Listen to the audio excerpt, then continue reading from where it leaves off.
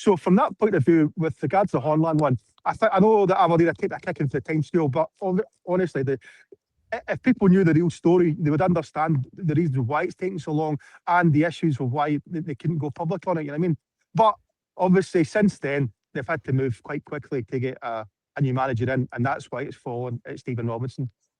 Yeah, I must admit, I'm disappointed. I thought Hornland sounded like an ideal world as well. Michael Garrett's never been the same since.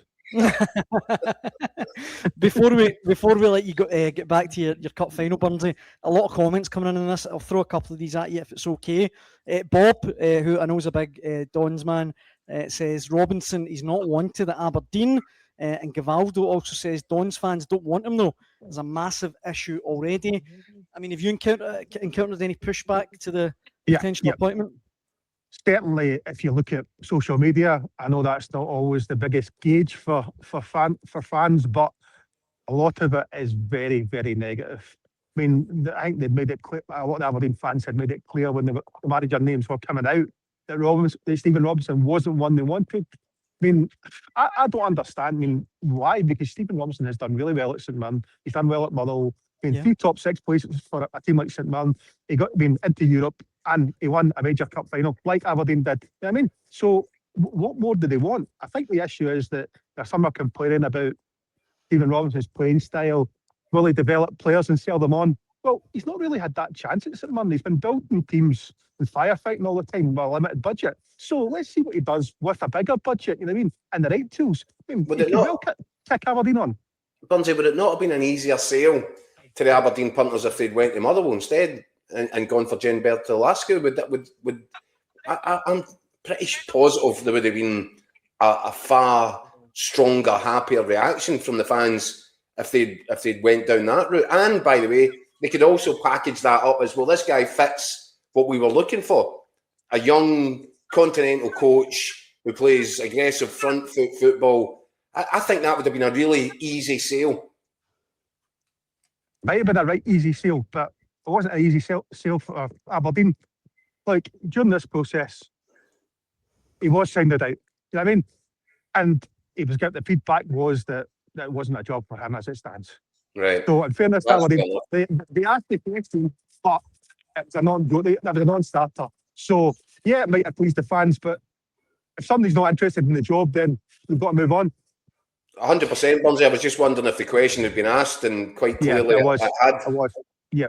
What a couple of other comments, guys, revolve around the timing.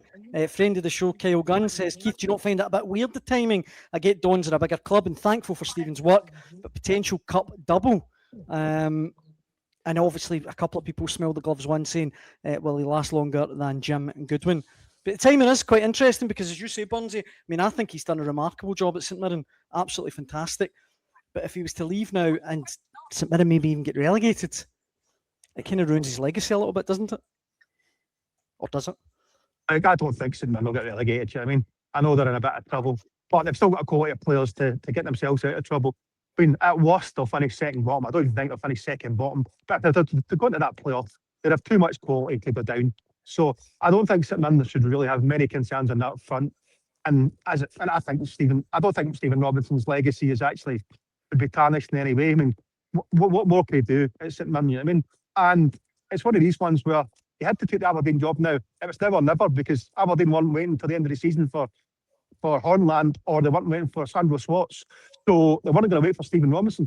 It's a here and now. He had to take it if he wanted to take that step up to a club with a bit with bigger budgets and resources.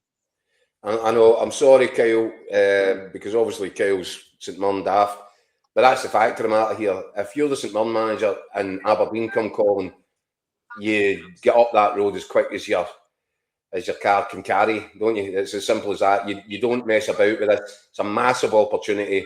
It will be a far bigger budget. It's a far bigger club, and you know, you timing in life sometimes isn't perfect.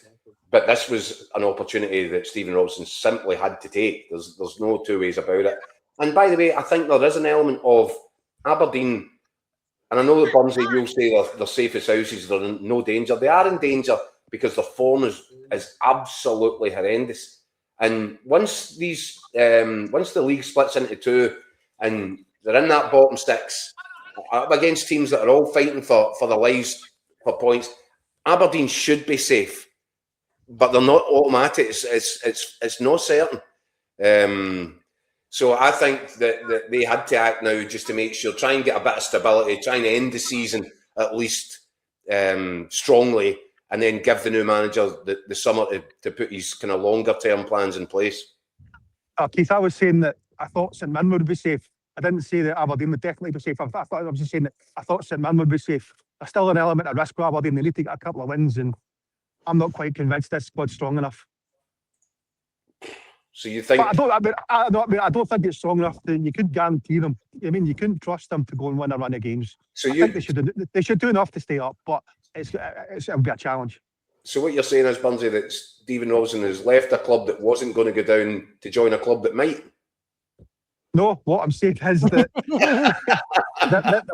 what I'm saying is Stephen Robinson has joined Aberdeen, and I said, but they're not at the mire yet. They still need a result or two. You know what I mean? No, you're right. You're right. Good try. Just before, very last thing, Burnsy. So your understanding is that it's a done deal? He will be the next Aberdeen manager? It's a done deal, and I would expect it to be announced tonight, and I wouldn't be surprised if the official press conference is tomorrow. Have you heard any whispers about who might be going in at Paisley? No, I mean, I know under the previous regime that Stevie Naismith had a lot of admirers.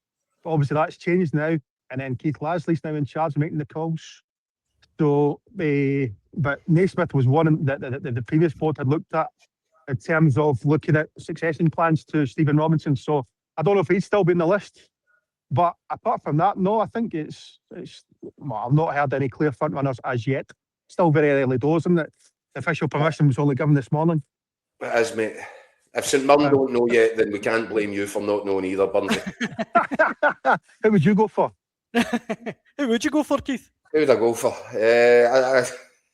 I'd phone Askew and see if he'd take it. We're just going ask Askew forever right now. I mean, it depends as well. Another good one would be Robbie Nielsen. If they could get Robbie back from Belgium. I heard that name today, Burnsy, and that makes a bit of sense. Aye. Or maybe even somebody like Charlie Adam as well, ex-St Mirren player. Now back at Burnley, so he's looking to get in the managerial hot seat. So I don't think there'll be any shortage of takers there.